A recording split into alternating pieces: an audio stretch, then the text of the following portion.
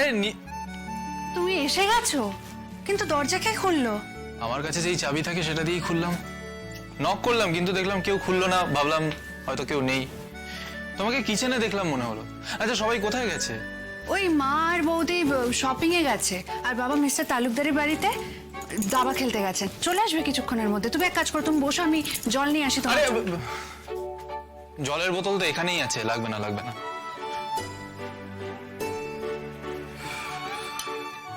তা সূর্য, একটা ভালো খবর শুনেছো? খবর? কি খবর? মানে শোনার মতো কিছু আছে নাকি? হ্যাঁ হ্যাঁ, ভালো খবর আছে। মা ফোন করেছিল, দিদিভাইকে অফিস থেকে একটা অ্যাওয়ার্ড দেওয়া হচ্ছে। রাইকে?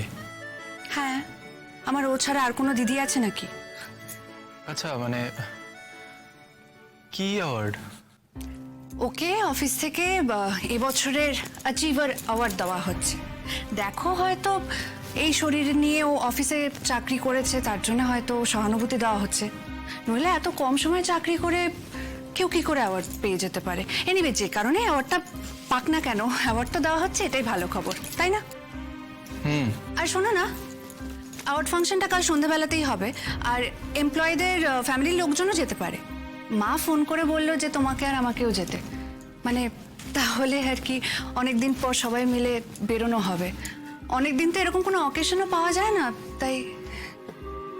না, আমি যাব না, তবে তুমি অবশ্যই যাও, কারণ রাই যে এই পুরস্কারটা পাচ্ছে সেটাও ডিজার্ভ করে। হ্যাঁ, সেটাই তো, তুমিও চলো না, আমাদের সকলের মিলে দিদিভাইকে উৎসাহ দেওয়া দরকার। না, আমার কাজ আছে, বললাম তো। তুমি যাও। তুমি এভাবে মুখের ওপর না করে কেন দিচ্ছ? সূর্য, তুমি যদি না যাও সবাই তো আন্দাজ করবে যে তুমি আমাকে এখনো মেনে নিতে পারোনি। আন্দাজ করলে করবে, কারোর আন্দাজ করা তো আমি আর বদলাতে পারবো না। আর নীলু, এটা তো সত্যি যে আমরা দুজন শুধুমাত্র একসাথে আছি, এর বেশি কিচ্ছু না।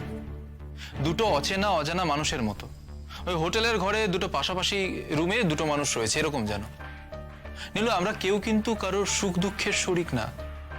তাই যেটা ভিতর থেকে আসছে না সেটা এভাবে লোক দেখিয়ে লাভ কি? আমি তো হতে চাই সূর্য, তোমার সুখ দুঃখের শরিক তো আমি হতে চাই, কিন্তু তুমি তো আমাদের দুজনের মাঝখানে দেওয়ালটা সরতেই দিচ্ছ না। নীলু দেখো, আমাদের মধ্যে কিন্তু প্রথমে দেওয়াল ছিল না, ছিল কি? হ্যাঁ, এটা সত্যি যে প্রথম দিকে এই পুরো বিষয়টা মানতে, সেটাকে বিশ্বাস করতে অসুবিধে হতো, কিন্তু তারপর কি আমি চেষ্টা করিনি? করেছি তো, তুমি বলো। কিন্তু তার বদলে তুমি কি করলে? তোমার সেই সেই একই মিথ্যে কথা, অবিশ্বাস, অভিযোগ। সূর্য, সূর্য, ছাড়ো না, এই সমস্ত পুরনো কথা ছাড়ো না। কি বুঝলে?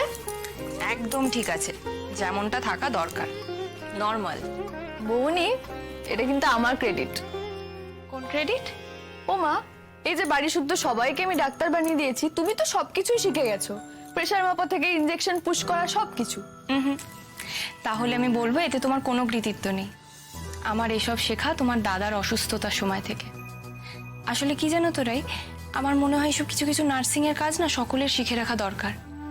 আগে স্কুলে যেরকম আত্মরক্ষার শিক্ষা দিত, আমার মনে হয় এখন ছোটবেলা থেকেই সকলের সেবা করার জন্য মিনিমাম যে বিদ্যাটা দরকার সেটা দেওয়া উচিত।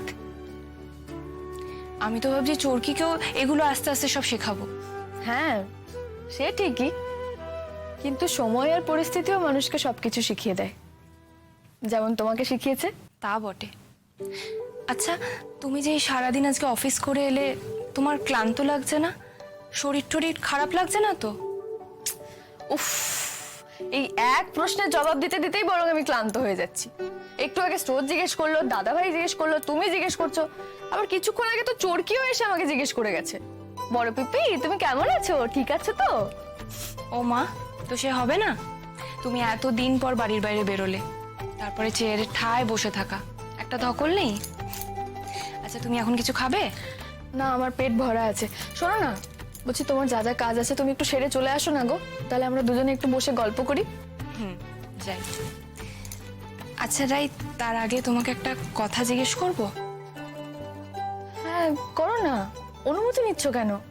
না, মানে একটু ব্যক্তিগত ব্যাপার তো, তাই। আমার জীবনে আর একান্ত ব্যক্তিগত বলে কিছু আছে নাকি বৌমনি? সবাই তো সবকিছুই জানে, আবার সেই জানাটাও এত কুৎসিত ভাবে জানে যে নতুন করে মনে করার মতো আমার আর কিছু নেই। কিন্তু তুমি আর স্রোত ছাড়া সেই সময় আমার পাশে আর কেউ ছিল না। কাজেই তোমাদের দুজনের আমার ব্যাপারে সবকিছু জানার হক আছে। আমার দিক থেকে আর কোনো অনুভূতি নেই বলতে পারো, বা বলতে পারো এই একটা বিষয়ে মনটাকে আমি একদম অসাড় করে দিয়ে খুব ভালো আছি। এরকম করে কেন বলছো? তুমি নিজে কিছু ভাববে না? একটা সই করা ডিভোর্সের কাগজ অনির্বাণের কাছে আছে। আমার দিক থেকে যা করার ছিল আমি করে দিয়েছি। এখন অনির্বাণকেই সেটা নিয়ে এগোতে হবে। তবে আমি জানি না এসব ডিভোর্সের কাগজের কোনো এক্সপায়ারি ডেট থাকে কিনা, মানে অমুক তারিখের মধ্যে দাখিল না করলে হয়তো পরে আবার করতে হবে। আমি জানি না এসব। অনির্বাণ যদি আবার আমাকে ডিভোর্সের কাগজ পাঠায়, আমি আবার সই করে দেব, কোনো অসুবিধা হবে না। এবারে যত বড় ধাক্কা অনির্বাণ খেয়েছে, আমার মনে হয় না ও আর তোমাকে কোনো ডিভোর্সের পেপার পাঠাবে বলে। ধাক্কা কে খেয়েছে বৌমনি? অনির্বাণ না আমি? যাকগে, ও এবার না পাঠালে আমাকেই হয়তো পরে আবার তাগিদ করতে হবে। আমি এসব নিয়ে এখন ভাবতে চাই না বৌমনি। এখন আমার এসব নিয়ে ভাবার সময় নেই সত্যি। আমি নতুন করে নিজের জীবনটা গোছাতে শুরু করেছি তো, কাজের জায়গাতেও বলে এসেছি